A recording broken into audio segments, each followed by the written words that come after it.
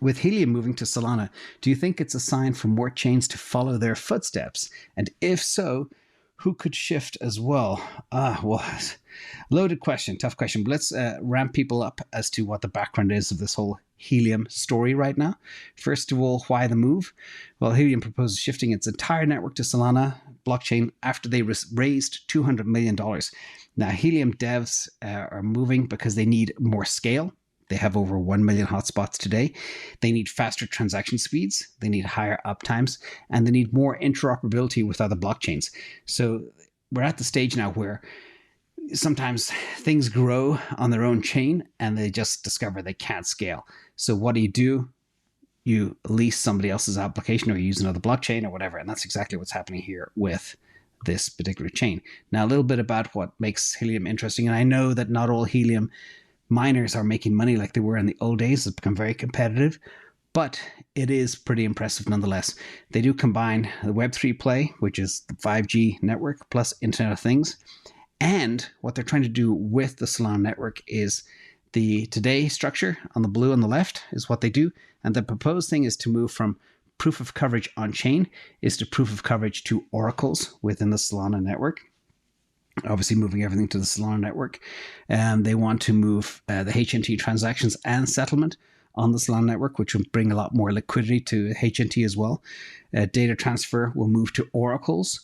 Data credit, tokenization, etc. settlement will move to Solana, and everything else kind of remains the same, with the exception of identity management, which also will move to Solana as we go forward.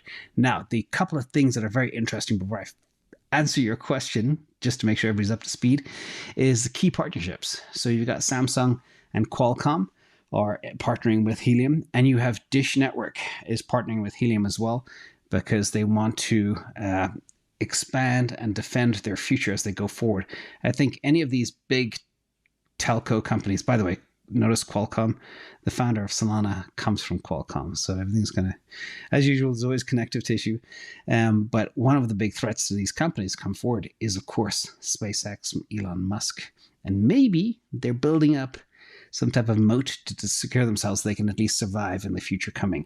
And that is the whole kind of peer-to-peer network 5G infrastructure as we go forward. Again, 5G plus IoT, Web3. Oh, it rhymes.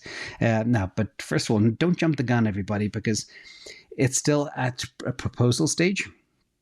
But I believe there's a very solid chance it will be approved. And Helium is designed around proof of coverage. And POC, not proof of concept, proof of coverage, tries to verify on an ongoing basis that hotspots are honestly representing their location and the wireless network coverage they are creating from that location. Again, like everything with the blockchain, everything with the network, it needs to be trusted and operational when people need it.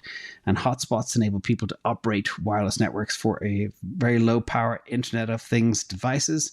And I know that CoffeeZilla did a video of this. It's not perfect, but it's getting there, and it's a very interesting play. And the architecture itself lends itself very well to Solana's network. The consensus mechanism has elements of proof of history, not too far from proof of coverage. And Solana's coming out with their phone and wearable technology as well.